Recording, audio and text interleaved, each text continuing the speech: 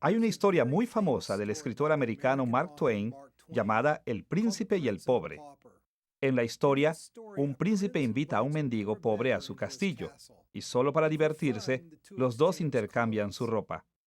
Desgraciadamente para el príncipe, es confundido con el mendigo y lo echan del castillo. El mendigo, por otro lado, confundido con el príncipe, se queda en el castillo y vive una vida de príncipe. Ahora, en esta historia, los dos, el príncipe y el pobre, se sorprendieron cuando las personas confundieron sus identidades. Si el príncipe hubiera sabido que lo echarían del castillo, nunca habría estado de acuerdo en cambiar la ropa con el mendigo. Perder tanto poder y privilegio por algo tan sencillo como intercambiarse la ropa por simple diversión jamás hubiera valido la pena. En algunos aspectos, la situación en Colosas durante el primer siglo era similar a la historia del príncipe y el pobre. Los cristianos en Colosas eran motivados a participar en rituales paganos de adoración. Así que Pablo les escribió para recordarles las tremendas riquezas y realeza que habían disfrutado en Cristo y para advertirles de no cambiar esas bendiciones por los deficientes beneficios que pretendía ofrecerles la idolatría. Esta es la segunda lección de nuestra serie Epístolas de Pablo en prisión, y hemos titulado esta lección Pablo y los Colosenses. En esta lección estudiaremos la carta canónica de Pablo a los Colosenses. Como veremos, en esta carta Pablo respondió fuertemente a las enseñanzas heréticas que introdujeron la veneración de seres espirituales menores en el culto cristiano. Nuestro estudio de Pablo y los Colosenses se dividirá en tres partes. Primero, analizaremos el trasfondo de la carta de Pablo a los Colosenses. Segundo, investigaremos la estructura y contenido de su carta a los Colosenses. Y tercero, nos enfocaremos en la aplicación moderna de esta carta. Vayamos primero al trasfondo de la carta de Pablo a los Colosenses.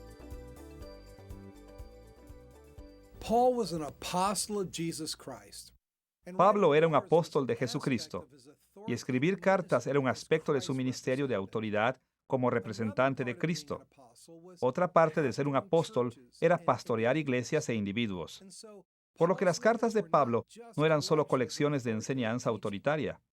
Más bien, estas eran personales y pastorales, motivadas por el amor y dedicadas a las iglesias y las personas a quienes él escribía. Las cartas de Pablo también eran ocasionales, es decir, fueron escritas para tocar puntos específicos en tiempos y lugares determinados. Así, conforme estudiemos la carta de Pablo a los Colosenses, es importante que sepamos algo sobre lo que incitó a Pablo a escribir. Nos tenemos que hacer preguntas como: ¿qué problemas enfrentaban los colosenses? ¿Qué motivó a Pablo para escribirles? Analizaremos el trasfondo de la carta de Pablo a los Colosenses desde dos ángulos. Primero, mencionaremos algunos detalles de sus relaciones con la iglesia colosense en general y con los individuos dentro de la iglesia. Y segundo, investigaremos algunos de los problemas en Colosas que le interesaban a Pablo. Veamos primero las relaciones de Pablo con los colosenses. Pablo no tenía el mismo tipo de relación con cada cristiano colosense. Así que nos enfocaremos primero en su relación con la iglesia en general y después en su relación con personas específicas. Veamos primero su relación con la iglesia en Colosas. La ciudad de Colosas estaba en la provincia romana de Asia, en una región llamada Frigia. Se encontraba en el valle del Licus, un poco al este de la ciudad de Laodicea, que era más grande y más popular. Colosas era relativamente pequeña, y por las normas políticas y económicas de esos días, realmente era la ciudad menos importante para recibir cualquiera de las cartas canónicas de Pablo. De hecho, Pablo nunca había visitado la iglesia en Colosas, pero aún así se preocupaba por ellos profundamente. Escuche sus palabras en Colosenses capítulo 2, versículo 1. Porque quiero que sepáis cuán gran lucha sostengo por vosotros y por los que están en la Odisea, y por todos los que nunca han visto mi rostro.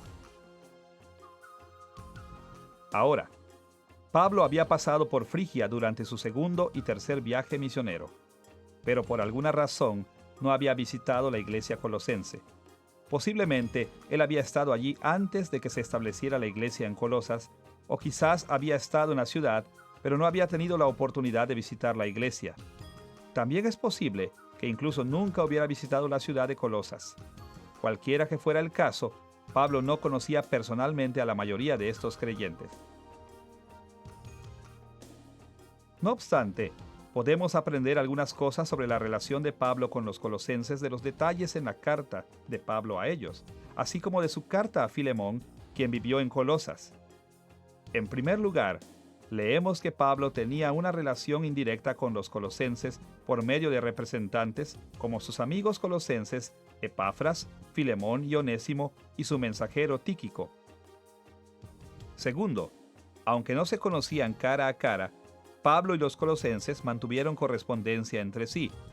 Por ejemplo, Epafras le trajo información de los colosenses a Pablo, y Pablo envió por lo menos una carta a la iglesia en Colosas, conocida como la Epístola a los Colosenses del Nuevo Testamento. Tercero, Pablo y los colosenses se ministraron entre sí. Por ejemplo, además de sufrir en prisión por causa de su nombre, Pablo oró específicamente por los colosenses.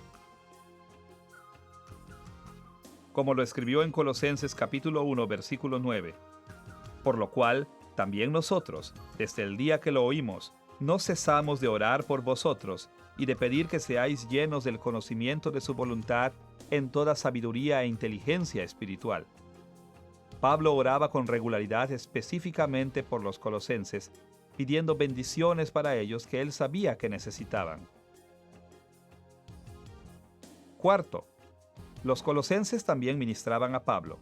Aprendemos de las cartas de Pablo a los colosenses y a Filemón que los hombres colosenses, Epafras y Onésimo, visitaron a Pablo en la prisión.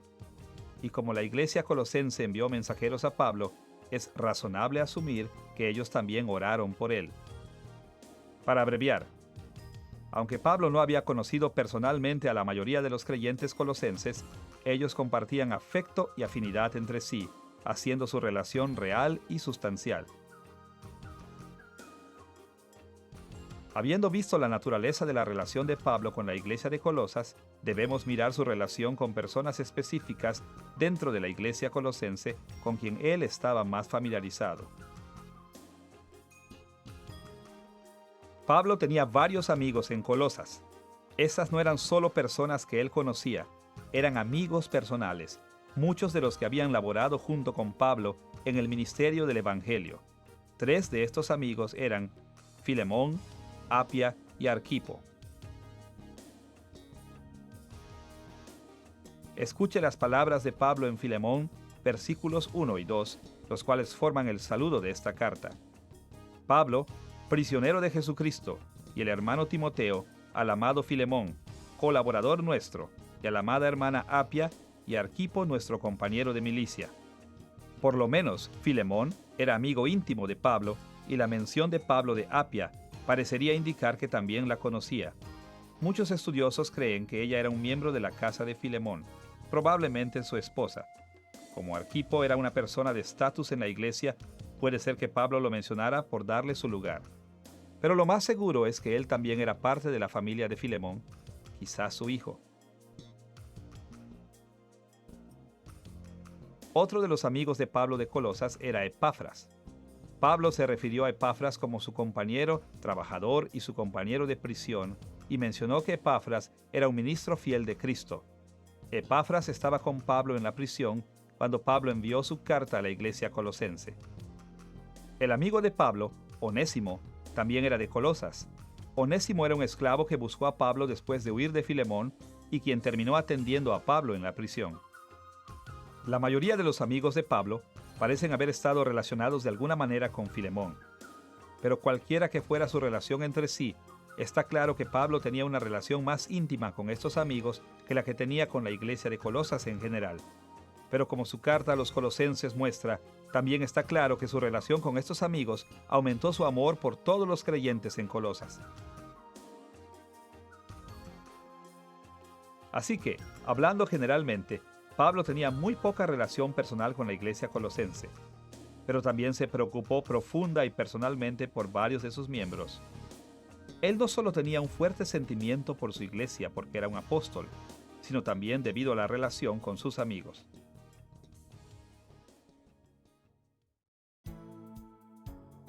Habiendo analizado la relación de Pablo con los colosenses en general y con determinadas personas colosenses en particular, estamos listos para investigar los problemas en Colosas. ¿Qué dificultades enfrentaban? ¿Qué incitó a Pablo para escribirles? Mientras Pablo estaba en prisión, lo visitó un hombre llamado Epafras, que era de la ciudad de Colosas. Y Epafras le dijo a Pablo sobre algunas enseñanzas falsas que amenazaban a las iglesias del Valle de Licus, incluyendo la iglesia de Colosas. Así que para defender a la iglesia contra estas enseñanzas falsas, Pablo escribió su carta a los colosenses. Aunque no sabemos todos los detalles de los errores que habían llegado a la iglesia de Colosas, la carta de Pablo nos dice varias cosas sobre ellos.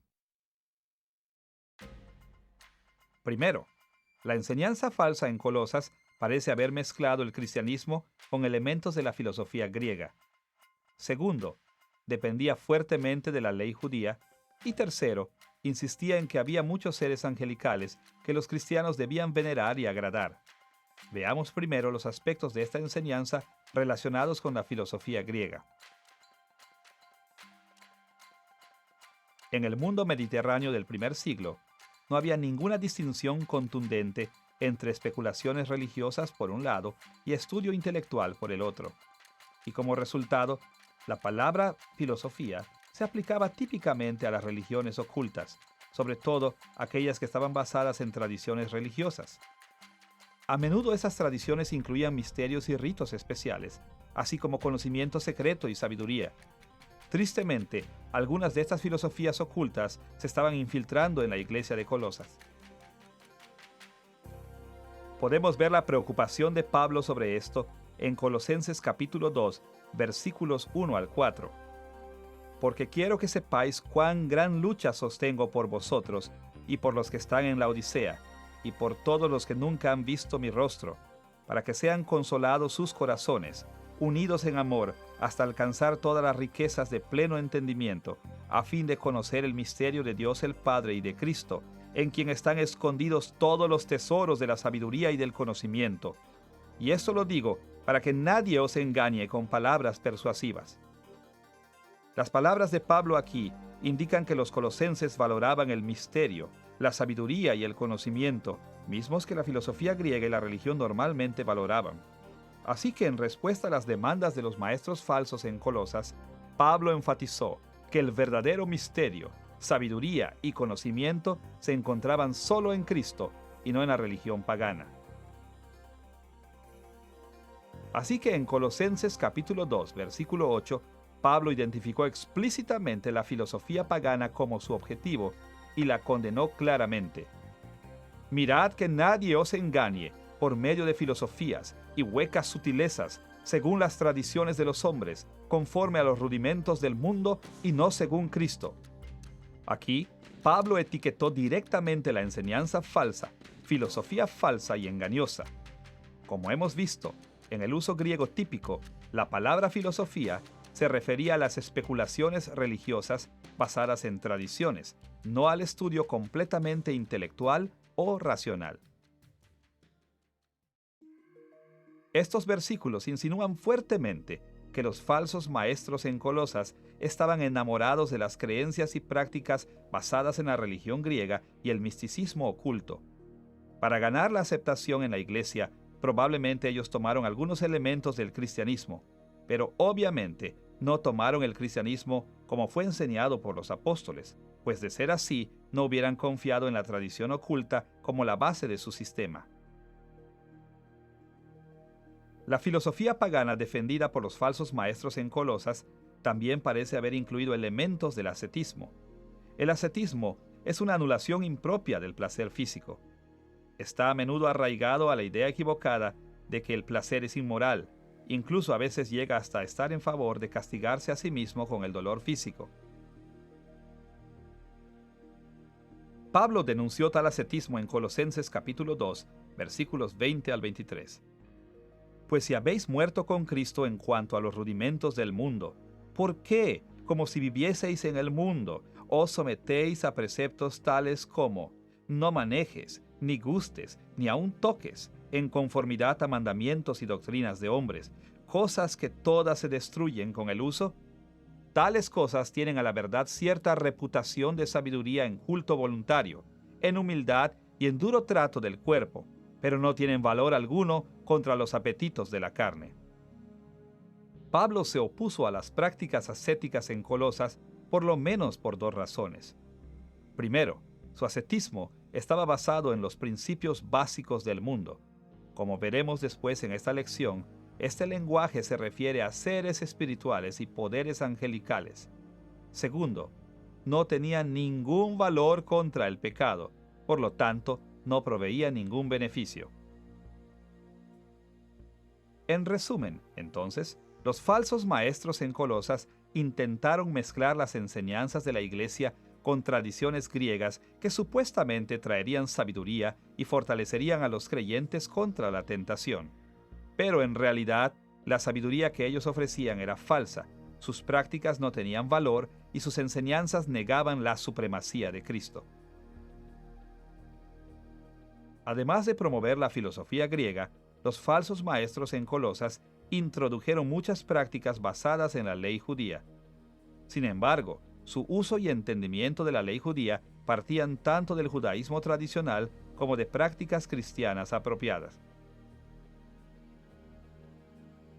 Como hemos visto en otras lecciones, Pablo respetó la ley mosaica y estaba dispuesto a aceptar y participar en muchas prácticas judías tradicionales por causa del Evangelio. Así, si los falsos maestros en Colosas hubieran empleado la ley de una manera válida, Pablo no habría criticado el uso de esta. Sus críticas indican que los falsos maestros estaban usando enseñanzas judías y prácticas de manera incorrecta. En Colosenses capítulo 2, versículo 16, Pablo se refirió a varias prácticas judías de las que los falsos maestros abusaron cuando escribió: Por tanto, nadie os juzgue en comida o en bebida, o en cuanto a días de fiesta, luna nueva o días de reposo. Evidentemente, los falsos maestros en Colosas enfatizaron ciertas prácticas derivadas de la ley del Antiguo Testamento. Esto incluía observar ciertas fechas del calendario judío, como fiestas religiosas, celebraciones de luna nueva y el día sabático, así como restricciones dietéticas. Pero ellos no observaban estas reglas del Antiguo Testamento de la manera prescrita por la ley mosaica, ni las aplicaban como lo hicieron los apóstoles. Al contrario, Pablo declaró que sus prácticas distorsionaban la ley del Antiguo Testamento y ponían en peligro el destino eterno de aquellos que lo seguían. Como lo escribió en Colosenses capítulo 2, versículos 17 y 18. Todo lo cual es sombra de lo que ha de venir, pero el cuerpo es de Cristo. Nadie os prive de vuestro premio, afectando humildad y culto a los ángeles, entremetiéndose en lo que no ha visto, vanamente hinchado por su propia mente carnal. La ley mosaica no asociaba los días santos con la adoración de ángeles, sino con la adoración a Dios, y no estaba a favor de una dieta especial como un medio de humildad o de ascetismo, sino como una señal de ser apartado como persona especial de Dios. Los falsos maestros, sin embargo, habían adulterado estas leyes, usándolas en la adoración idólatra y el ascetismo pagano. En Colosenses capítulo 2, versículos 11 y 12, Pablo agregó la circuncisión a la lista de las leyes judías de las que los falsos maestros abusaron.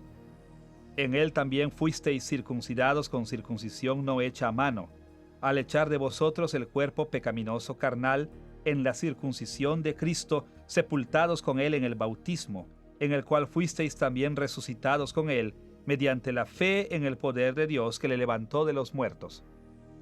Al parecer, los falsos maestros en Colosas defendían una forma de circuncisión cristiana. Así que Pablo asoció la circuncisión con el bautismo cristiano para enseñar a los colosenses que, como ellos ya habían sido bautizados, no necesitaban ser circuncidados. Para abreviar, en Colosenses, Pablo escribió en contra de los abusos de la ley mosaica. Él no escribió contra la propia ley. En otra parte, Pablo afirmó que la ley de Moisés es una base apropiada para la moralidad y práctica cristiana y que nos enseña muchas cosas verdaderas sobre Dios. Pero aquí en Colosenses se concentró en refutar las enseñanzas y prácticas específicas de los falsos maestros, condenando la manera en que ellos habían adulterado los estatutos particulares de la ley e insistiendo a la iglesia que rechazara estas corrupciones. Además de emplear la filosofía griega y de adoptar prácticas basadas en la ley judía, los falsos maestros en Colosas promovieron la adoración de seres espirituales, alentando a los cristianos a venerar y agradar a estos poderes. Es evidente, por lo menos de tres maneras, que la iglesia colosense cortejaba la adoración de poderes espirituales. Primero, Pablo escribió sobre la adoración de los ángeles. Segundo, tocó el punto de gobernantes y autoridades. Y tercero, trató sobre problemas relacionados con los principios básicos de este mundo. Debemos comenzar viendo su mención sobre la adoración de ángeles. Según la Biblia, los ángeles son siervos de Dios y siempre han jugado un papel en la creación. Dios les delega muchos trabajos, desde guerras espirituales, influenciar la política en las naciones, llevar mensajes a su pueblo, hasta cuidar las necesidades terrenales de los creyentes, y la iglesia de los primeros tiempos estaba bien consciente de esos papeles. Como leemos en Hebreos capítulo 1, versículo 14, ¿no son todos espíritus ministradores, enviados para servicio a favor de los que serán herederos de la salvación? Los ángeles realmente son espíritus ministradores, y es importante reconocer su trabajo. Pero según los falsos maestros en Colosas, los ángeles eran mucho más que ministros. Ellos tenían poderes cósmicos, oráculos que revelaban las enseñanzas misteriosas a aquellos que realizaran sus cultos de ritos y los adoraran. Pablo condenó estas prácticas directamente en Colosenses capítulo 2, versículo 18, donde escribió: «Nadie os prive de vuestro premio, afectando humildad y culto a los ángeles, entremetiéndose en lo que no ha visto, vanamente hinchado por su propia mente carnal». Los falsos maestros decían haber recibido visiones de los ángeles y sobre estas bases animaban a otros cristianos a que hicieran los rituales apropiados para que ellos pudieran recibir visiones similares. Y quizás los falsos maestros realmente habían experimentado visiones, aunque éstas habrían sido de demonios, no de los ángeles santos de Dios. Incluso tal vez simplemente experimentaron trances eufóricos autoinducidos o incluso inducidos por drogas, o incluso podrían haber estado mintiendo. Cualquiera que fuera el caso, este punto de vista exagerado del poder e influencia de los ángeles no era raro en el mundo antiguo. Algunos maestros judíos sostenían ideas comparables sobre los ángeles y algunas filosofías griegas enseñaban cosas similares sobre sus oráculos y poderes astrales. Tristemente, la familiaridad de esas ideas probablemente hacían que las enseñanzas falsas sonaran razonables a los cristianos colosenses, permitiendo que estas doctrinas falsas ganaran terreno en la iglesia colosense.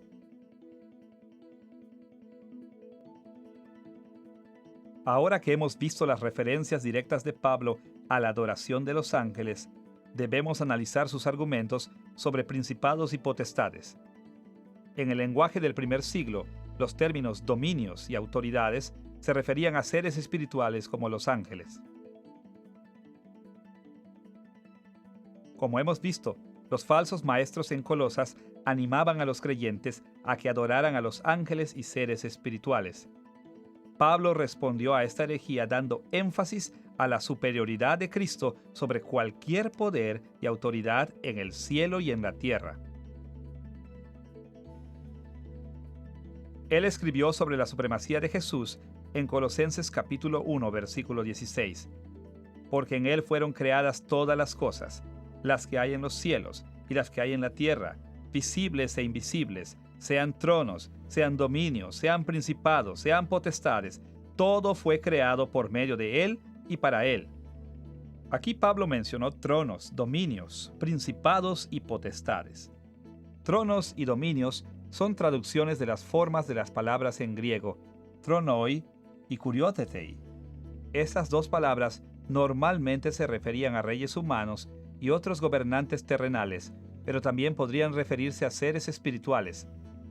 Principados y potestades, a su vez, son traducciones de las formas de las palabras en griego arkai y exousiai, palabras que normalmente se refieren a poderes espirituales invisibles como ángeles y demonios. En el análisis de las palabras de los falsos maestros en Colosas, las autoridades espirituales angelicales y demoníacas eran notablemente mayores que sus colegas humanos terrenales. Los falsos maestros exageraron en gran manera el poder de los ángeles y los demonios, tanto que a estos gobernantes invisibles les atribuían acciones y habilidades que en realidad pertenecen exclusivamente a Cristo. Pablo señaló su error alabando a Cristo como el Señor de toda la creación. En lugar de hacer distinción entre las autoridades terrenales y las espirituales, Pablo las trató como una sola, indicando que las autoridades espirituales y las terrenales tenían más en común que diferencias. Las dos fueron creadas y las dos eran inferiores a Cristo. El contraste real no era que lo espiritual estuviera sobre lo terrenal, como los falsos maestros decían, sino la supremacía de Cristo sobre todo. De nuevo, como dijo en Colosenses capítulo 1, versículo 16, en Dios fueron creadas todas las cosas, las que hay en los cielos y las que hay en la tierra. Pablo continuó diciendo que las fuerzas espirituales y Cristo estaban en conflicto directo. Los falsos maestros pensaban que adorar a Cristo era equivalente a adorar a las autoridades espirituales. Pero Pablo indicó que independientemente de cómo los maestros falsos concibieron a los seres espirituales que adoraban, la verdad era que solo los demonios permiten ser adorados. Los ángeles santos de Dios no toman parte alguna en tal idolatría y Cristo no permite la adoración de sus enemigos.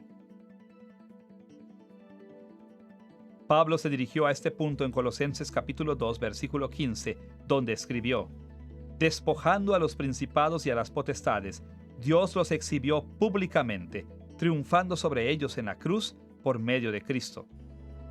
A través de la cruz de Jesucristo, Dios desarmó y triunfó sobre los poderes y autoridades espirituales. En otras palabras, los poderes y autoridades espirituales se opusieron a Dios en guerra espiritual. Ellos eran rebeldes, espíritus malos, enemigos de Dios. Eran demonios, no ángeles santos. Pero por medio de Jesucristo, Dios ha despojado a estos demonios de su habilidad de luchar y los ha humillado en la derrota. Estos demonios caídos, impotentes, derrotados, eran los poderes espirituales que los falsos maestros adoraban en Colosas, a los que Pablo se refirió como potestades y principados. Ahora que hemos explorado la mención de Pablo sobre los ángeles y los principados y potestades espirituales, estamos en posición de ver cómo Pablo habló de los principios básicos de este mundo. Como ya hemos dicho, esta fue otra frase con la que se refirió a los seres espirituales. En el primer siglo, el término griego stoikeia, que se puede traducir como principios básicos, normalmente se refería a los dioses y poderes espirituales que eran asociados con las estrellas y planetas. Stoikeia también fue usado para referirse a los 4 elementos físicos básicos: tierra, viento, fuego y agua. Se pensaba que estos principios básicos o elementos influyen e incluso controlan el destino de hombres y mujeres. Pablo usó stoikeia claramente de esta manera en Gálatas capítulo 4, versículos 8 y 9, donde escribió: ciertamente, en otro tiempo, no conociendo a Dios, servíais a los que por naturaleza no son dioses, mas ahora, conociendo a Dios, o más bien, siendo conocidos por Dios, ¿cómo es que os volvéis de nuevo a los débiles y pobres rudimentos, a los cuales os queréis volver a esclavizar? Aquí la palabra rudimentos traduce la palabra griega stoikeia y se refiere a aquellos que por naturaleza no son dioses. Es decir, se refiere a los demonios que se hacen pasar por dioses paganos. Este mismo significado de stoicheia es también al que Pablo se refirió en Colosenses capítulo 2, versículo 8, donde condenó estos principios básicos. Mirad que nadie os engañe por medio de filosofías y huecas sutilezas, según las tradiciones de los hombres, conforme a los rudimentos del mundo y no según Cristo. Pablo se dirigió a los principios básicos, o stoicheia, como la base de la filosofía de los falsos maestros. En otras palabras, él decía que las tradiciones religiosas de los falsos maestros debían rechazarse porque aclamaban a dioses falsos. De una manera muy interesante, algunas ideas similares sobre los elementos y los poderes espirituales eran defendidas por algunas ramas del judaísmo, sobre todo durante el período intertestamental. Esto parece haberle dado entrada a la herejía cristiana que apareció en Colosas en los días de Pablo. Aparentemente, los falsos maestros en Colosas combinaron el legalismo judío, la religión pagana y el cristianismo, también para animar el culto a estos poderes astrales o cósmicos conocidos comúnmente como principios básicos o stoicheia. La iglesia en Colosas enfrentó algunos verdaderos desafíos en el primer siglo. Al parecer, ellos nunca habían recibido el entrenamiento apostólico.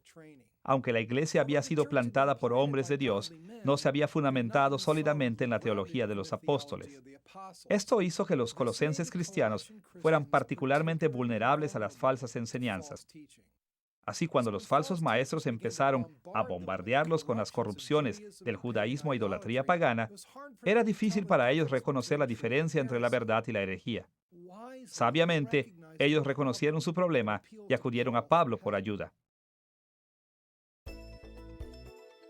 Ahora que hemos estudiado el trasfondo de la carta de Pablo a la iglesia colosense, debemos pasar a nuestro segundo tema, la estructura y contenido de la carta de Pablo a los colosenses.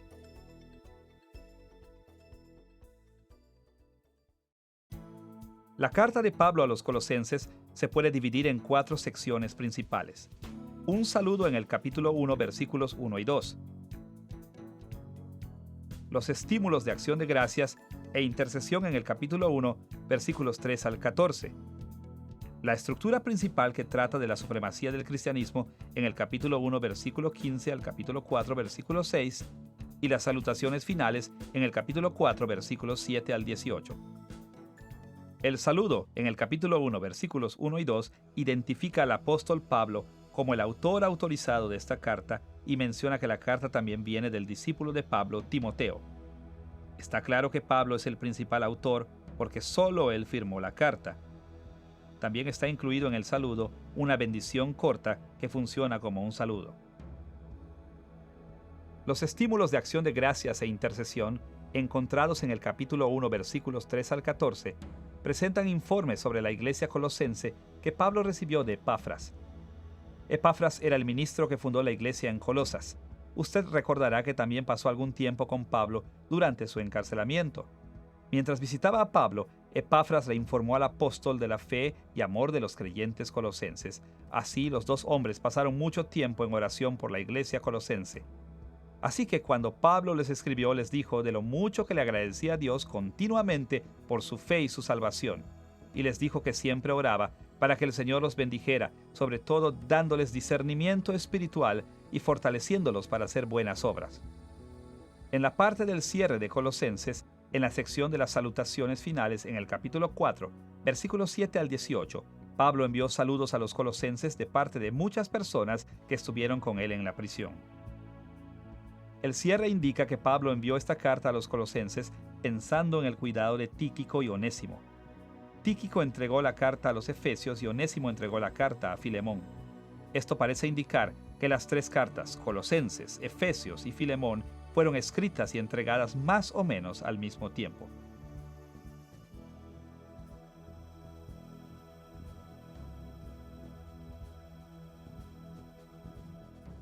El cierre también menciona una carta a la iglesia de Laodicea y le dice a los colosenses que lean esta carta, asimismo que compartan su propia carta con los laodicenses.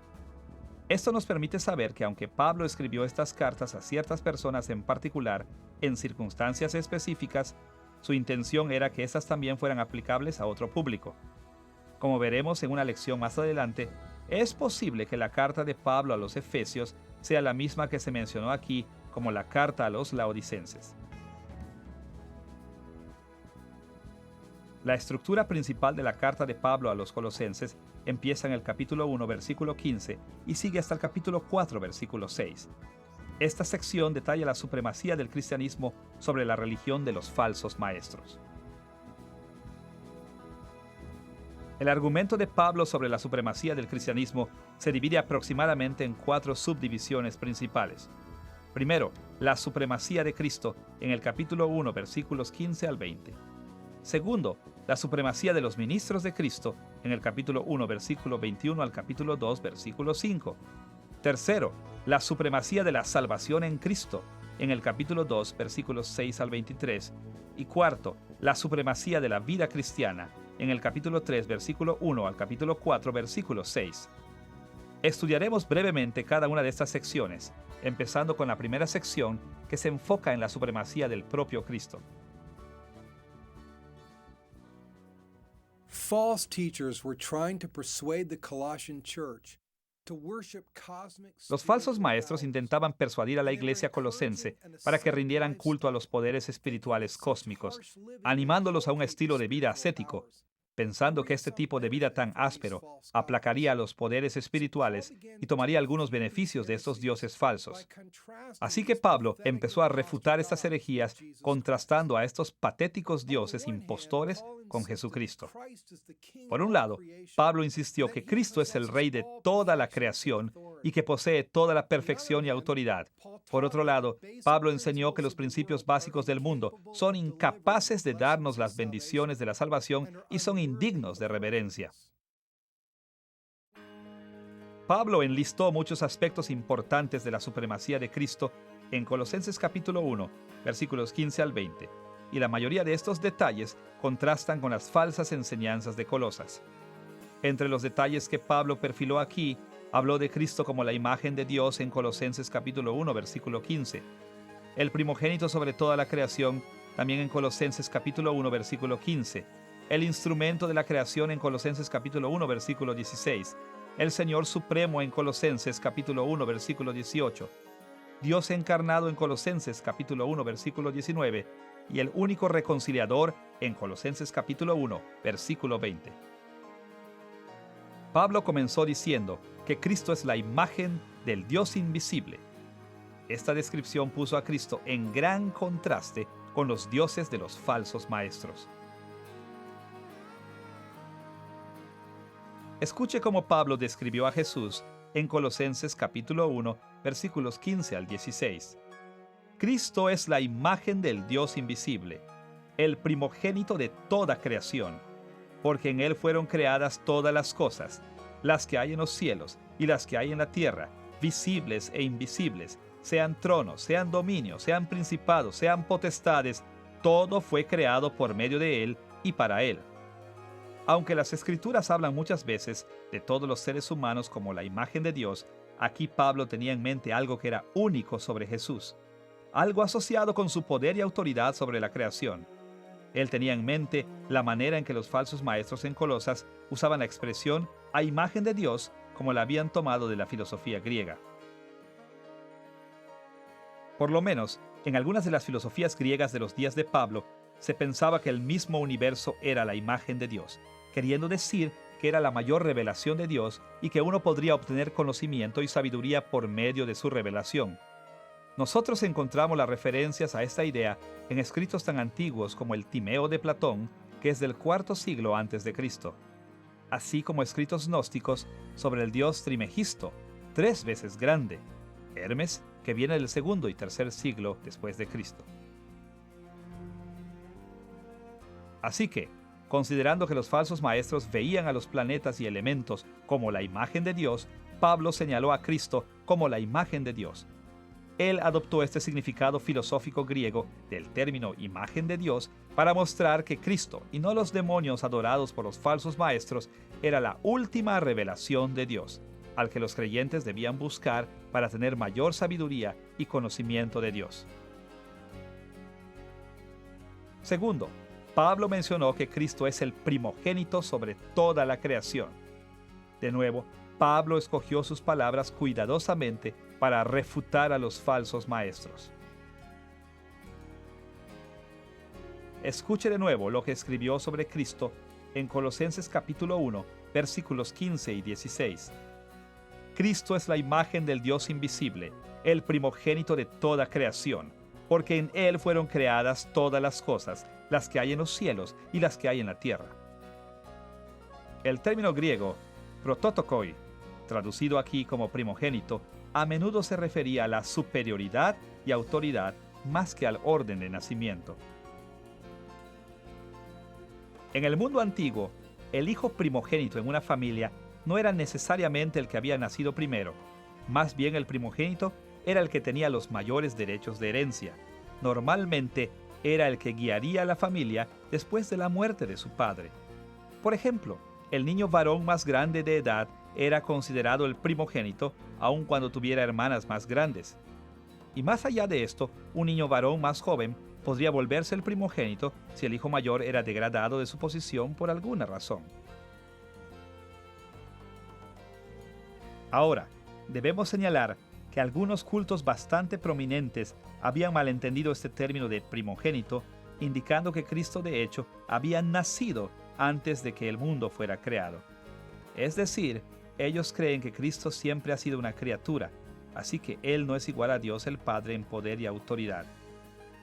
Pero Pablo asoció el estado de Cristo como el primogénito con su autoridad y supremacía sobre toda la creación, y no dijo nada acerca de cuando Jesús no existía.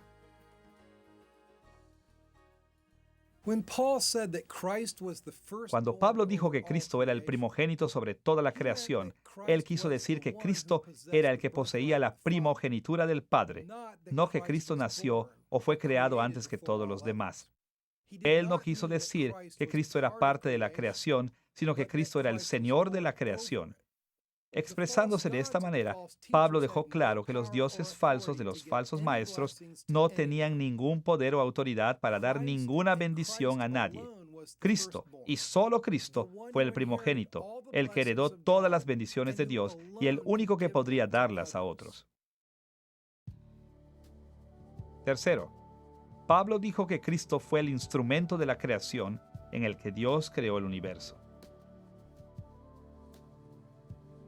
El misticismo judío a menudo atribuía papeles prominentes a los ángeles de la creación, papeles que la Biblia atribuye a Dios y a Cristo, pero no a los ángeles. Y en la filosofía griega, normalmente se asignaban papeles similares a los elementos y otros poderes astrales. Pero Pablo insistió en que Cristo era el único instrumento de la creación y que estos otros poderes eran inferiores a él y estaban sujetos a él. Escuche lo que escribió en Colosenses capítulo 1, versículo 16. En él Dios creó todo lo que hay en el cielo y en la tierra, tanto lo visible como lo invisible, así como los seres espirituales que tienen dominio, autoridad y poder. Todo fue creado por medio de él y para él. Como ya hemos visto, las palabras principados y potestades se refieren a los poderes espirituales, como los demonios adorados por los falsos maestros, y según Pablo, estos principados y potestades están todos sujetos a Cristo. La prioridad de Cristo como el instrumento de la creación lo hace por mucho superior a todo cuanto hay en la creación. Cuarto, Cristo es el Señor Supremo, porque Dios lo usó como el instrumento de la creación y lo puso como cabeza sobre la iglesia. Escuche las palabras de Pablo en Colosenses capítulo 1, versículo 18. Y Cristo es la cabeza del cuerpo que es la iglesia, Él que es el principio, el primogénito de entre los muertos, para que en todo tenga la preeminencia.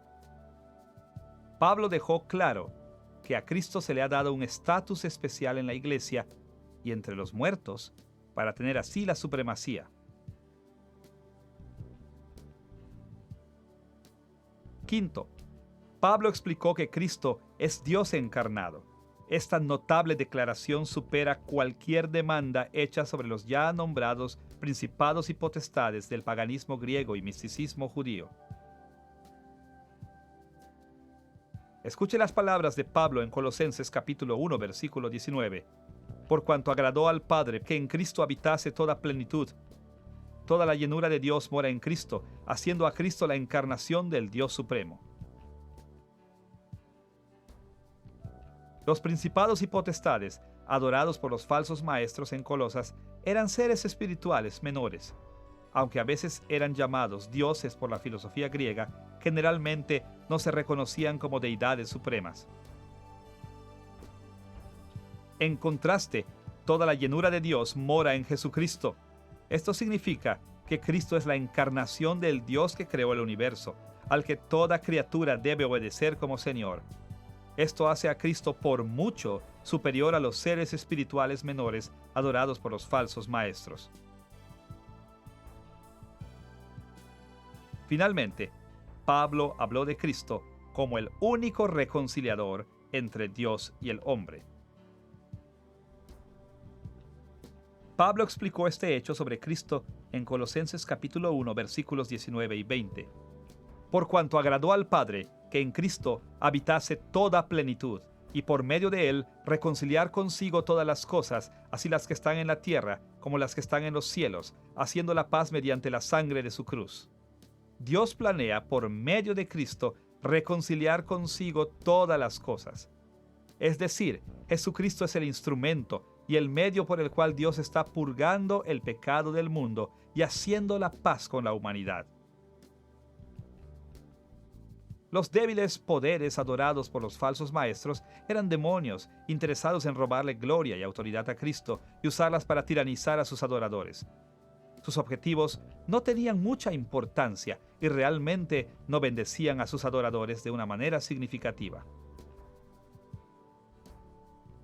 Pero Cristo era el camino a Dios. El evangelio que Pablo predicó era que Dios estaba restaurando toda la creación a una pura, pristina y eterna condición de bendición. Y Él estaba haciendo esto por medio de Jesucristo, y solo por medio de Jesucristo.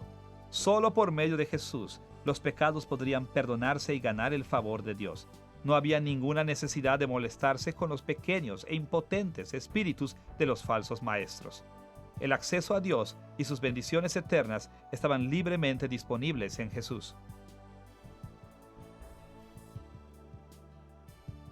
Por lo menos en estas 6 formas, Cristo como la imagen de Dios, el primogénito sobre toda la creación, el instrumento de la creación, el Señor supremo, Dios encarnado y el único reconciliador, Cristo es superior a todos estos dioses adorados por los falsos maestros en Colosas. Después de demostrar la supremacía de Cristo sobre los poderes espirituales, Pablo afirmó la supremacía de los ministros de Cristo. Esta parte de su argumento aparece en Colosenses capítulo 1, versículo 21 al capítulo 2, versículo 5. Pablo argumentaba que debido a que Cristo era superior a los dioses falsos, los ministros de Cristo eran superiores a los que servían a los dioses falsos. El argumento de Pablo consistió en 5 ideas principales. La reconciliación cumplida por medio del Evangelio cristiano, la cual mencionó en Colosenses capítulo 1, versículos 21 al 23, y en el capítulo 2, versículo 5. El propio altruismo de Pablo en Colosenses, capítulo 1, versículo 24. La comisión divina de Pablo en Colosenses capítulo 1, versículo 25. La revelación superior dada por el Evangelio en Colosenses capítulo 1, versículos 25 al 28 y en el capítulo 2, versículos 2 al 4. Y el fortalecimiento de los ministros de Cristo que Pablo mencionó en Colosenses capítulo 1, versículo 29 al capítulo 2, versículo 1. Pablo comenzó por enfocarse en la reconciliación que los colosenses ya habían experimentado por medio del Evangelio. Como leemos en Colosenses capítulo 1, versículos 22 y 23. Cristo, en su cuerpo de carne, por medio de la muerte, para presentarnos santos y sin mancha e irreprensibles delante de Él, si en verdad permanecéis fundados y firmes en la fe, y sin moveros de la esperanza del Evangelio que habéis oído, el cual se predica en toda la creación que está debajo del cielo, del cual yo, Pablo, fui hecho ministro. Los ministros de Cristo son superiores porque predican un evangelio que realmente reconcilia a los creyentes con Dios. Los falsos maestros en Colosas animaban a que las personas aplacaran a los demonios y quizás también ofrecían reconciliación con Dios, pero en realidad jamás hubo ninguna reconciliación para ellos porque su llamado evangelio no tenía el poder para salvar. En contraste, los creyentes colosenses habían experimentado ya la verdadera reconciliación que viene del verdadero evangelio predicado por los ministros de Dios. Ya habían sido perdonados y puestos de pie ante Dios, vestidos con la rectitud de Cristo. Esto debió haberlos animado a confiar en la palabra de Pablo y rechazar a los falsos maestros. Segundo, Pablo señaló su propio altruismo, hablando de su sufrimiento a favor de la iglesia. Como lo escribió en Colosenses capítulo 1, versículo 24, «Ahora me gozo en lo que padezco por vosotros y cumplo en mi carne lo que falta de las aflicciones de Cristo por su cuerpo, que es la iglesia». Como vimos en una lección anterior, el sufrimiento de Pablo benefició a la iglesia proporcionando un poderoso testimonio del evangelio, animando a la iglesia y completando los sufrimientos de Cristo. En contraste, los falsos maestros en Colosas no fueron encarcelados ni perseguidos. Al resaltar su disposición para sufrir por la iglesia, Pablo dejó claro que los ministros de Cristo eran más altruistas que los falsos maestros. Tercero, Pablo habló de su comisión divina. A diferencia de los falsos maestros autoelegidos en Colosas, Pablo había sido comisionado a su apostolado por el Señor mismo. Pablo describió su comisión en Colosenses capítulo 1, versículo 25, de la cual fui hecho ministro, según la administración de Dios, que me fue dada para con vosotros, para que anuncie cumplidamente la palabra de Dios. Como vemos aquí, el propio Dios llamó a Pablo a ser un apóstol. Cuando era más joven, Pablo había sido un celoso perseguidor de la iglesia. Pero entonces el Señor Jesús, que se había levantado de entre los muertos, apareció a Pablo y lo convirtió. En ese momento, Jesús también comisionó a Pablo para ser su apóstol, dándole autoridad para hablar en el nombre de Jesús. Esto significaba que la autoridad de Pablo era muy superior a la de los falsos maestros. Pablo describió sus enseñanzas en Colosenses capítulo 2, versículo 8, donde escribió: «Mirad que nadie os engañe por medio de filosofías y huecas sutilezas, según las tradiciones de los hombres, conforme a los rudimentos del mundo y no según Cristo». Los falsos maestros se basaban en ideas que seres humanos idólatras habían inventado. A diferencia de Pablo, a ellos no se les había concedido la autoridad para hablar por Dios, ni habían sido llamados por Dios para enseñar a la iglesia. Cuarto, la revelación que Pablo había recibido era superior a toda la que los falsos maestros decían tener. Por ejemplo, escuche las palabras de Pablo en Colosenses capítulo 2, versículo 4. «Y esto lo digo, para que nadie os engañe con palabras persuasivas». Pablo describió las palabras de los falsos maestros como engañosas.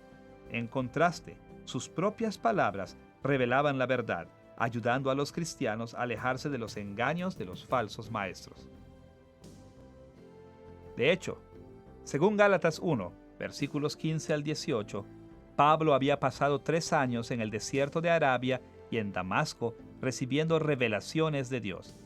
Los falsos maestros, sin embargo, confiaban en tradiciones que se habían pasado de mano en mano humana.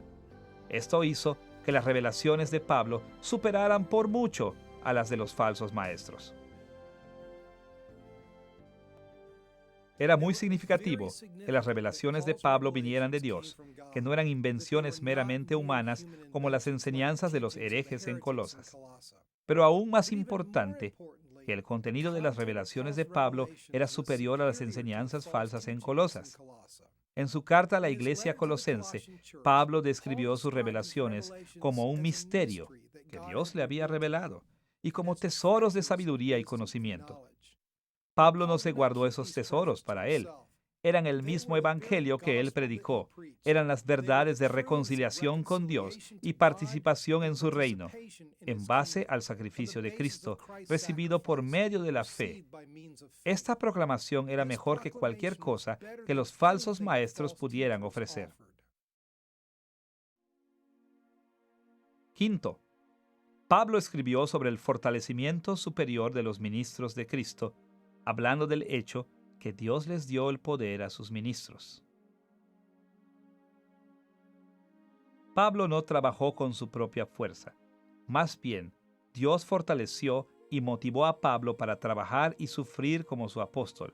El Espíritu Santo dotó a Pablo con dones asombrosos, proporcionándole las palabras y oportunidades para hablarle a la gente, así como milagros para confirmar su testimonio, de tal manera que Pablo avanzara para traer el reino de Dios a la tierra.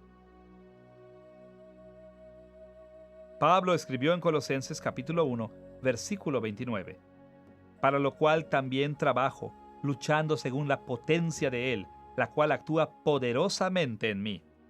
La autoridad, las palabras y el poder de Pablo venían de Dios mismo, y los falsos maestros en Colosas no se podrían comparar. Su ministerio y su mensaje estaban desprovistos de poder y con un significado sin valor.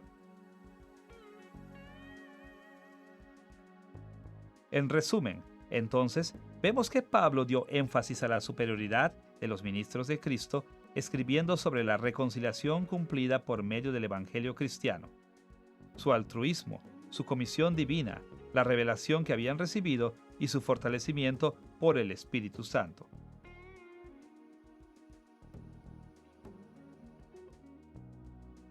Tercero, después de dar énfasis a la supremacía de Cristo y sus ministros, Pablo insistió en la supremacía de la salvación en Cristo, en el capítulo 2, versículos 6 al 23. La discusión de Pablo sobre la supremacía de la salvación en Cristo se dividió en dos secciones principales: su alabanza por la vida en unión con Cristo, en Colosenses capítulo 2, versículos 6 al 15, y su condenación de la vida vivida bajo la sumisión de los elementos, en Colosenses capítulo 2, versículos 16 al 23. En la primera sección, Pablo describió varios beneficios de la salvación en la unión con Cristo, empezando con los benévolos y fortificantes aspectos del señorío de Cristo en Colosenses capítulo 2, versículos 6 al 10. En estos versículos, Pablo indicó que debido a que Cristo es nuestro Señor, nosotros estamos atados, edificados y fortalecidos en Él, y como resultado sentimos gran agradecimiento hacia Él. Aquellos que siguieron a los falsos maestros estaban cautivos a los débiles poderes espirituales que adoraban, pero a los que estaban bajo el señorío de Cristo se les dio autoridad para gobernar con Él. Como escribió Pablo en Colosenses capítulo 2, versículos 9 y 10, porque en Él habita corporalmente toda la plenitud de la deidad, y vosotros estáis completos en Él, que es la cabeza de todo principado y potestad. Cristo tiene la autoridad divina sobre cualquier poder, y debido a que los creyentes están unidos a Cristo, ellos comparten esa autoridad divina. Segundo, Pablo también mencionó la vitalidad espiritual que tienen los creyentes al estar en unión con Cristo. Pablo explicó esta bendición en Colosenses capítulo 2, versículos 11 al 13. Por ejemplo, en Colosenses capítulo 2, versículo 12, escribió: sepultados con Él en el bautismo, en el cual fuisteis también resucitados con Él, mediante la fe en el poder de Dios que le levantó de los muertos. Debido a que estamos unidos a Cristo, los creyentes no solo participamos en la muerte de Cristo, que nos da el perdón, sino que también en la resurrección y vida de Cristo, la que nos da un nuevo nacimiento de nuestro espíritu. Tercero, debido a que los creyentes estamos unidos a Cristo, obtenemos el perdón del pecado y nos libramos de tener que ganarnos la salvación por medio de las obras de la ley. Pablo expresó estas ideas en Colosenses capítulo 2, versículos 13 al 15. Como lo escribió en Colosenses capítulo 2, versículos 14 y 15. Anulando el acta de los decretos que había contra nosotros, que nos era contraria, quitándola de en medio y clavándola en la cruz, y despojando a los principados y a las potestades, los exhibió públicamente, triunfando sobre ellos en la cruz. La ley de Dios condena a muerte a la humanidad caída, pero debido a que estamos unidos a Cristo en su muerte, nosotros ya hemos muerto la muerte que la ley requiere. Nosotros ya hemos pagado nuestra sentencia, por lo que ahora somos libres de toda condenación. En contraste con el escenario de estas bendiciones en Cristo, Pablo condenó el mensaje de los falsos maestros en Colosas. La vida en unión con Cristo se caracteriza por las bendiciones del señorío de Cristo, pero la vida bajo la sumisión a los elementos pone a uno bajo el tiránico señorío del hombre. Como Pablo escribió en Colosenses capítulo 2, versículos 16 al 18, esto no solo trae como resultado el juicio del hombre, sino también la pérdida de las bendiciones que Cristo ofrece. Más aún, así como la unión con Cristo produce vitalidad espiritual, la sumisión a los elementos trae como consecuencia la separación de Cristo. Como Pablo indicó en Colosenses capítulo 2, versículo 19, esto trae consigo debilidad espiritual en lugar de fuerza y sofoca el crecimiento espiritual. Finalmente, mientras la unión con Cristo concede el perdón y la libertad de la condenación de la ley, la sumisión a los elementos solo lleva al ascetismo. Pablo hizo un comentario sobre la inutilidad de este ascetismo en Colosenses capítulo 2, versículo 23, escribiendo: Tales cosas tienen a la verdad cierta reputación de sabiduría en culto voluntario, en humildad y en duro trato del cuerpo, pero no tienen valor alguno contra los apetitos de la carne. La sumisión a los dioses falsos de los maestros heréticos en Colosas producía una vida áspera que era inútil contra el pecado. Aunque supuestamente esta vida áspera traía bendiciones, los demonios no tenían el poder para bendecir a nadie. En contraste, la unión con Cristo daba libertad en lugar de sumisión y verdaderamente destruía el poder del pecado sobre el creyente. A través de estos aspectos contrastantes de la vida en unión con Cristo y vivir una vida sometida a los elementos, Pablo demostró que la salvación ofrecida en el verdadero evangelio cristiano era mucho mejor que las dichosas bendiciones que pretendían ofrecer los falsos maestros en Colosas. Finalmente, después de dirigirse a la supremacía de Cristo y sus ministros y de la salvación ofrecida en el Evangelio de Cristo, Pablo se enfocó en la supremacía de la vida cristiana, en Colosenses capítulo 3, versículo 1 al capítulo 4, versículo 6.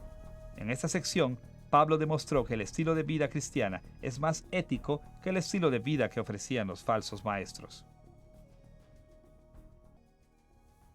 Parece que los falsos maestros en Colosas estaban muy interesados en una vida ética. La meta de su áspero vivir era evitar la indulgencia de la carne.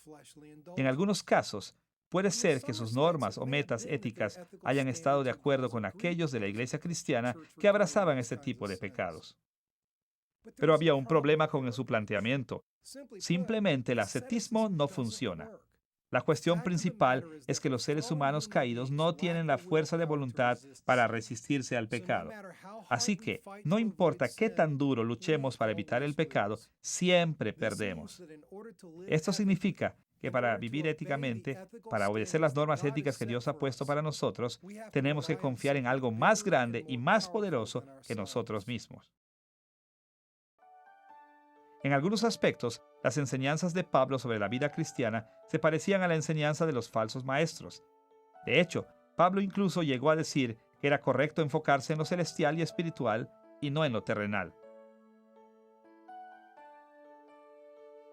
Escuche sus palabras en Colosenses capítulo 3, versículo 2. Poned la mira en las cosas de arriba, no en las de la tierra. Según Pablo, debemos valorar las cosas espirituales y celestiales más que las terrenales. Esta perspectiva también era compartida por los maestros ascéticos, por lo menos superficialmente. También, como los maestros ascéticos, Pablo enseñó fuertemente en contra de la indulgencia de la carne.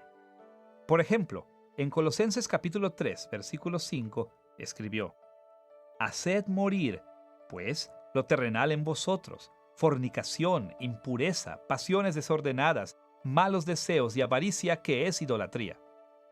Pablo estaba de acuerdo con los falsos maestros en que la indulgencia de la carne es mala, pero discrepaba en la manera de evitar tal pecado. Pablo y los falsos maestros también diferían de muchas otras maneras. Por ejemplo, aunque los falsos maestros creían ostensiblemente que ellos debían enfocarse en las cosas celestiales, las enseñanzas que Pablo les criticó eran todas bastante terrenales. Aunque pudieran haber tenido la meta de la espiritualidad, ellos intentaban alcanzar esa meta enfocándose constantemente en cosas terrenales. En Colosenses capítulo 2, versículo 21, Pablo resumió sus enseñanzas así: no manejes, ni gustes, ni aun toques. Aunque los ascetas declaraban dirigirse hacia el reino espiritual, sus enseñanzas se enfocaban en las cosas mundanas, terrenales. Los ascetas parecen haber estado tan preocupados con sus prácticas ascéticas que no se molestaban por enfatizar ideales que fueran verdaderamente celestiales y espirituales. Aunque sus metas pudieran haber sido espirituales, todos sus esfuerzos estaban basados en cosas terrenales. Pablo, por otro lado, enseñó formas específicas en las que los creyentes podrían enfocarse y esforzarse por cosas que estuvieran orientadas espiritualmente. Él insistió que dejaran sus pecados terrenales, pero también sabía que esto era imposible desde un punto de vista de la humanidad caída. Escuche sus palabras en Colosenses capítulo 3, versículos 9 al 11. No mintáis los unos a los otros, habiéndoos despojado del viejo hombre con sus hechos, y revestido del nuevo, el cual conforme a la imagen del que lo creó, se va renovando hasta el conocimiento pleno, donde no hay griego ni judío, circuncisión ni incursión, bárbaro ni escita, siervo ni libre, sino que Cristo es el todo y en todos. Pablo explicó que la llave para la vida ética es esta: los creyentes están unidos a Cristo, Cristo está en todos, y por esta unión con Cristo tenemos nuevas personalidades o nueva naturaleza, por lo que estamos siendo renovados interiormente por Dios. Con esta unión y renovación podemos vivir éticamente. Los falsos maestros no eran verdaderos creyentes. Ellos no creían en el Evangelio y por consiguiente no estaban unidos a Cristo. Ellos no tenían una nueva naturaleza y no estaban siendo renovados por Dios. Como resultado, todos sus esfuerzos por evitar el pecado estaban condenados al fracaso. Los creyentes, en cambio, estamos unidos a Cristo y por consiguiente somos fortalecidos para obedecer las normas éticas de Dios. Pero Pablo no se detuvo en esta idea. Más bien, insistió en ofrecer algunas formas prácticas en las que los creyentes pueden confiar en el poder de Dios para superar el pecado, en lugar de confiar en su propia fuerza de voluntad. Escuche sus instrucciones en Colosenses capítulo 3, versículo 12. Vestíos pues como escogidos de Dios, santos y amados, de entrañable misericordia, de benignidad, de humildad, de mansedumbre, de paciencia. Pablo dijo que los creyentes podían tener éxito en una vida ética enfatizando virtudes celestiales, espirituales, como la compasión y la bondad, en lugar de enfocarse en los pecados que tratamos de evitar. Y nosotros podemos motivarnos para vivir éticamente enfocándonos en el amor de Dios por nosotros y en que nos ha escogido, en lugar de concentrar nuestros esfuerzos en conceder los antojos de dioses falsos. La estrategia de Pablo para una vida ética era superior a la de los falsos maestros en dos aspectos muy importantes. Primero, era eficaz porque confiaba en el poder de Dios en lugar de en el hombre. Segundo, era eficaz porque enfocaba su atención en virtudes positivas y valores espirituales, lejos del pecado y las cosas terrenales. El punto crucial era que la estrategia de Pablo funcionaba. A diferencia de las prácticas ascéticas que no tenían ningún valor contra el pecado, el método de Pablo realmente hacía posible la vida ética. La carta de Pablo a los colosenses fue diseñada para dirigirse a las herejías idólatras introducidas por los falsos maestros. Los falsos maestros defendían formas paganas de relacionarse con poderes espirituales y formas ineficaces de seguir la rectitud. En respuesta a estos problemas, Pablo predicó a Cristo. Él predicó la supremacía de Cristo como el Señor y Rey y la superioridad de los ministros de Cristo. Predicó el valor incomparable de la salvación en Cristo y la victoria sobre el pecado por medio de una vida cristiana. En todos y cada uno de sus puntos, dejó claro que lo que los falsos maestros prometían, solo Cristo lo podía dar. Ahora que hemos explorado el trasfondo, estructura y contenido de la carta de Pablo a los Colosenses, debemos pasar a nuestro tercer punto, la aplicación moderna de la carta de Pablo a los Colosenses. ¿Cómo podemos nosotros, como cristianos modernos, aplicar estas enseñanzas antiguas a nuestras vidas? Aunque hay muchas maneras en las que podríamos aplicar debidamente las enseñanzas de Pablo a nuestras vidas modernas, nos enfocaremos en dos tipos de aplicación que más le preocupaban a Pablo y a su audiencia original: la necesidad de permanecer fiel solo a Cristo y el valor de enfocarse en las cosas espirituales diariamente. Comencemos viendo la necesidad de permanecer fieles exclusivamente a Cristo.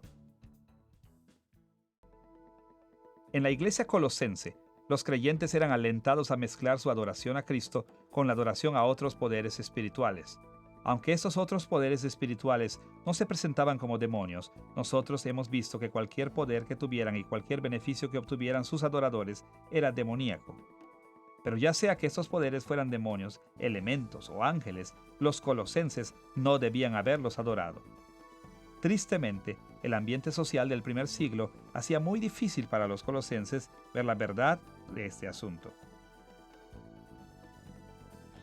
Durante el primer siglo, las ideas religiosas dominantes en el Imperio Romano eran politeístas, es decir, la mayoría de las personas creían que había múltiples dioses y múltiples poderes espirituales.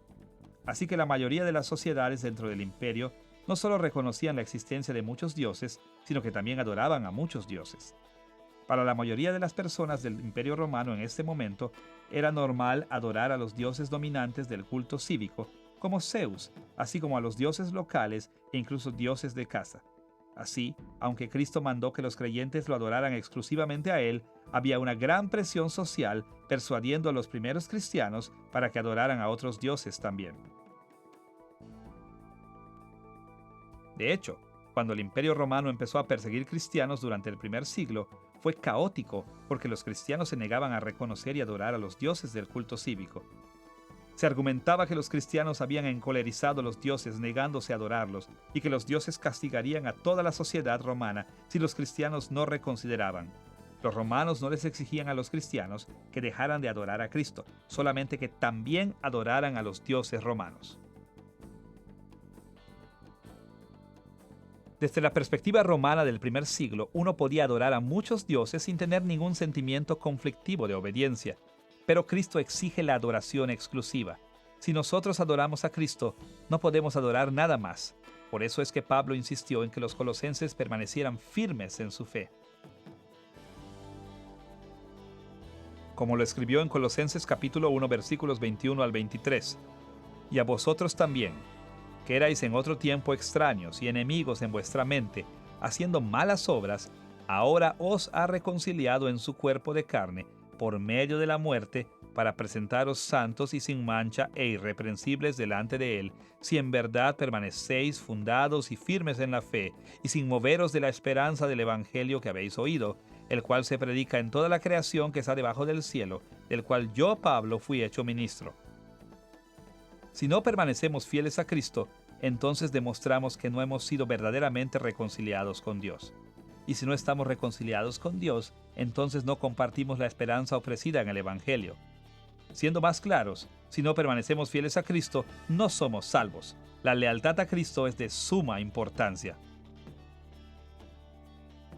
Tristemente, nuestro mundo moderno frecuentemente desafía nuestra lealtad a Cristo, presentando muchos dioses diferentes para que los adoremos.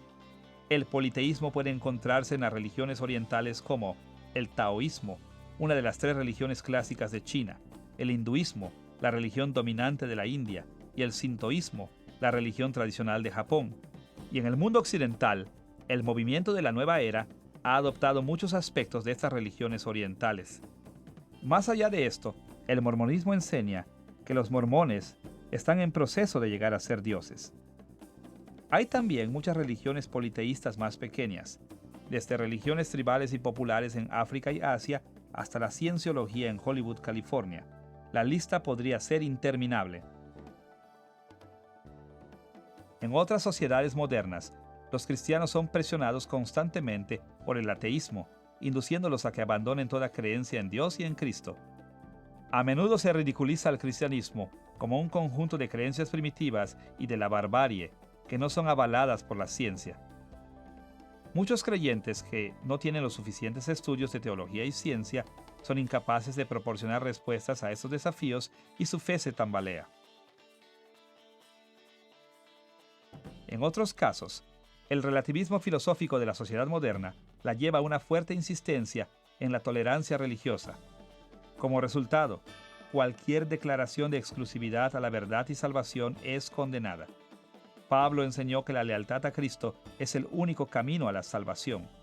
Pero cuando los cristianos modernos repetimos esta idea, a menudo se nos acusa de arrogancia e intolerancia y nos sentimos presionados por la sociedad a reconocer otras formas de encontrar las bendiciones eternas. Pero no todas las presiones vienen de fuera de la iglesia. Por ejemplo, en algunas iglesias protestantes liberales, la alabanza se ofrece ahora a la sabiduría o Sofía, quien está personificada como una deidad femenina. Otras iglesias protestantes liberales aprueban el relativismo filosófico de sus sociedades, enseñando que muchas o incluso todas las religiones son caminos válidos hacia la salvación, aun cuando éstas niegan a Cristo. Ahora que hemos visto la importancia de permanecer fieles solo a Cristo, debemos pasar a nuestro segundo tipo de aplicación moderna, el valor de enfocarse en las cosas espirituales, todos los días de nuestra vida. Aunque la atención a las cosas terrenales tiene cierto valor, nos beneficiamos mucho más cuando manejamos nuestra vida desde una perspectiva espiritual. When we come to faith in Christ, a miraculous thing happens. Cuando venimos a la fe en Cristo, sucede algo milagroso. Nuestro espíritu se renueva dentro de nosotros. Antes de venir a la fe, nosotros estamos muertos por dentro, incapaces de responder positivamente a Dios.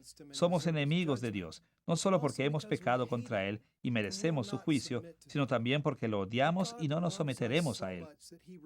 Pero Dios nos ama tanto que se niega a permitirnos seguir siendo sus enemigos. Así que Él envía al Espíritu Santo a renovar nuestro espíritu para que tengamos restauración interior y para que nos arrepintamos anhelantemente de nuestro pecado y nos sometamos a nuestro Señor. Al mismo tiempo, el Espíritu de Dios mora en nosotros, uniéndonos a Cristo y garantizando nuestras bendiciones futuras en Él. Nuestra salvación no depende de nuestras persecuciones terrenales, sino de las realidades espirituales de nuestro espíritu restaurado y nuestra unión con Cristo. Es por esto que Pablo exhortó a los colosenses a enfocarse menos en las cosas terrenales y más en las espirituales. Los teólogos a menudo describen a los que no han venido a la fe como no regenerados. En contraste, el término regenerados se aplica a aquellos que tienen fe. Estos términos identifican el estado del espíritu o alma de cada persona. Ser no regenerado es estar espiritualmente muerto, y ser regenerado es estar espiritualmente vivo. Aquellos que son no regenerados están bajo el juicio de Dios, debido al pecado.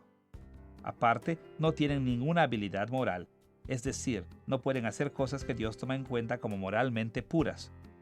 Es más, ellos no tienen ningún deseo moral, es decir, no quieren hacer cosas que Dios toma en cuenta como moralmente puras. Abreviando, los no regenerados no son salvos, no se pueden salvar ellos solos y no quieren ser salvados por Dios. Por otro lado, aquellos que están regenerados son perdonados, porque están unidos a Cristo, quien murió por sus pecados según los requisitos de la ley de Dios. Más allá, sus espíritus renovados poseen la habilidad moral para poder obedecer a Dios, así como el deseo moral para también querer obedecer a Dios. Es difícil sobreestimar el valor del cambio espiritual que tiene lugar dentro de nosotros cuando venimos a la fe. La regeneración nos hace nuevas personas. No solo somos perdonados, también somos cambiados espiritualmente. La regeneración es el cambio espiritual que Pablo describió en Colosenses capítulo 2, versículo 13, donde escribió: Y a vosotros, estando muertos en pecados y en la incircuncisión de vuestra carne, os dio vida juntamente con él, perdonándoos todos los pecados. Nosotros estábamos muertos en nuestros pecados, lo que significa que estábamos bajo el juicio de Dios. Pero entonces Dios nos dio vida y perdonó nuestros pecados. También estábamos muertos en nuestra naturaleza pecadora, lo que significa que teníamos naturalezas malas, sin habilidad ni deseo moral, pero nuevamente Dios nos dio vida. Como resultado, ahora tenemos la habilidad para desear lo bueno y hacer lo bueno. Nuestros viejos espíritus no regenerados no tenían ninguna habilidad o deseo moral, pero nuestros espíritus renovados tienen habilidad y deseo moral. Cuando estábamos espiritualmente muertos, antes de que fuéramos regenerados y unidos a Cristo el Rey, habría sido inútil para nosotros enfocarnos en las cosas espirituales o las cosas del cielo, aun cuando nosotros hubiéramos querido. Pero ahora que estamos regenerados, lo más razonable para nosotros es enfocar nuestras nuevas vidas en una nueva dirección. Nuestros espíritus han sido hechos nuevos. Ahora somos personas espirituales y lo más lógico, lo más natural y lo más benéfico para nosotros como personas espirituales es enfocarnos en nuestras vidas espirituales. Así que Pablo continúa en Colosenses capítulo 3 versículos 1 y 2, describiendo esta exhortación. Si pues habéis resucitado con Cristo, buscad las cosas de arriba, donde está Cristo sentado a la diestra de Dios. Poned la mira en las cosas de arriba, no en las de la tierra. Porque estamos sentados en el cielo con Cristo, debemos enfocar nuestras mentes en las cosas que pertenecen al cielo. Ahora estamos conscientes de la verdadera estructura de autoridad del universo. Sabemos cómo funciona el mundo y qué cosas traen las verdaderas bendiciones. Y este conocimiento debe cambiar la manera en que vivimos nuestras vidas. Ahora, en algunos puntos de la historia, los cristianos han pensado equivocadamente que cuando Pablo dijo que nos enfocáramos en las cosas celestiales y no en las cosas terrenales, él quiso decir que debíamos retirarnos de la vida humana normal para seguir el cielo sin distracción. Los monjes ascéticos medievales son un buen ejemplo de esta manera de pensar. Algunos vivían como ermitaños, separados del resto de la sociedad.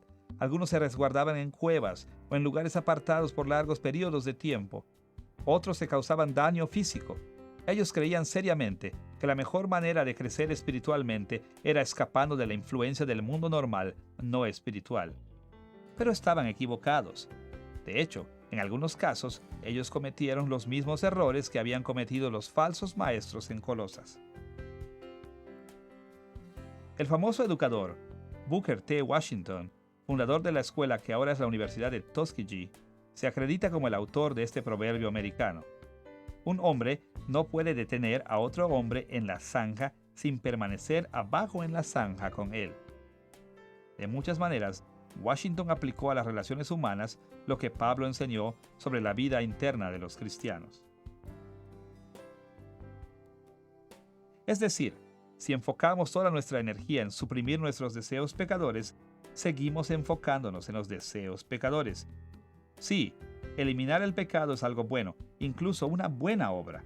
Y Pablo exhortó a que los creyentes terminaran con sus pecados de la carne. Pero el punto de Pablo no era simplemente que nosotros debemos adoptar un nuevo punto de vista hacia las cosas terrenales, sino también que debemos reenfocar nuestra atención alejándola de las cosas terrenales y dirigiéndola hacia las cosas espirituales.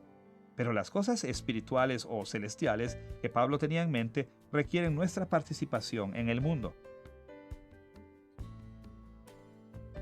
Escuche sus palabras en Colosenses capítulo 3, versículos 12 al 16. Vestíos, pues, como escogidos de Dios, santos y amados, de entrañable misericordia, de benignidad, de humildad, de mansedumbre, de paciencia, soportándoos unos a otros y perdonándoos unos a otros si alguno tuviere queja contra otro. De la manera que Cristo os perdonó, así también hacedlo vosotros. Y sobre todas estas cosas, vestíos de amor, que es el vínculo perfecto, y la paz de Dios gobierne en vuestros corazones, a la que asimismo fuisteis llamados en un solo cuerpo, y sed agradecidos. La palabra de Cristo more en abundancia en vosotros, enseñándoos y exhortándoos unos a otros en toda sabiduría, cantando con gracia en vuestros corazones al Señor con salmos e himnos y cánticos espirituales. En esencia, Pablo dijo que las cosas celestiales o espirituales en la vida son las que reflejan el estado del reino de Dios como se manifiesta en el cielo. O dicho de otra manera, tener una mente celestial es enfocarse en el que ha ascendido al cielo, que es Cristo, para que podamos ser más como Él mientras estamos aquí en la tierra. Notemos también qué tipo de cosas son las que Pablo llamó celestiales o espirituales. La mayoría de estas son virtudes interactivas, virtudes que son primordiales, y solo en algunos casos expresadas hacia otras personas, como la compasión, la bondad, la humildad, la mansedumbre, la paciencia, el perdón, el amor y la paz en el contexto de la comunidad. Estas virtudes no pueden ejercerse separadas de la vida activa en el mundo presente. Incluso, de hecho, en Colosenses capítulo 3, versículo 16 al capítulo 4, versículo 6, Pablo explicó muchas maneras diferentes en que los creyentes pueden aplicar estas virtudes dentro del contexto de sus múltiples relaciones terrenales. Por ejemplo, escribió que los creyentes deben enseñarse y amonestarse entre sí, cantando juntos salmos, himnos y canciones espirituales. Él se dirigió a las esposas para que se sometieran a sus maridos, y a los maridos para que amaran a sus esposas. Les dijo a los hijos que obedecieran a sus padres, y a los padres que alentaran a sus hijos.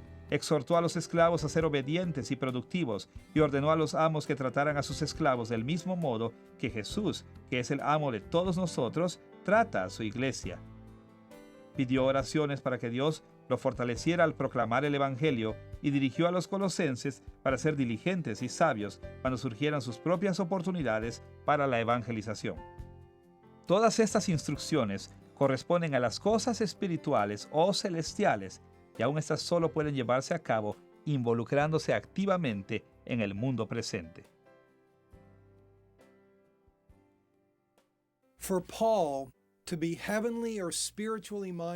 Para Pablo, tener una mente celestial o espiritual es reflejar cuán maravilloso es el cielo ahora mismo y encontrar maneras de hacer al mundo presente más como el cielo.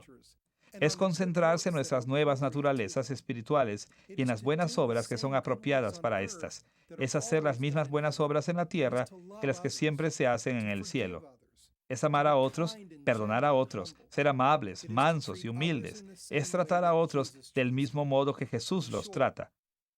Abreviando, para poder enfocarnos en las cosas espirituales, debemos concentrarnos en edificar el reino de Dios aquí y ahora en esta tierra. En esta lección hemos visto detalladamente al apóstol Pablo y su asociación con los creyentes en Colosas. Hemos explorado el trasfondo de la carta de Pablo a los colosenses, así como su estructura y contenido. Finalmente, hemos comentado la aplicación moderna de las enseñanzas que los colosenses recibieron de Pablo. La carta de Pablo a los colosenses contiene muchas lecciones importantes para nosotros hoy en día. Nos enseña sobre la supremacía de Cristo y del alto nivel en que debemos considerar a sus apóstoles y sus enseñanzas. Explica nuestro papel en el reino de Dios y la gran salvación de la que ahora disfrutamos, y nos anima a vivir con una actitud espiritual como participantes del cielo y a trabajar para traer nuestros valores celestiales a la tierra. El recordar las lecciones que Pablo enseñó en esta carta nos ayudará a mantener nuestra fe y vivir como miembros productivos y bendecidos del reino de Dios.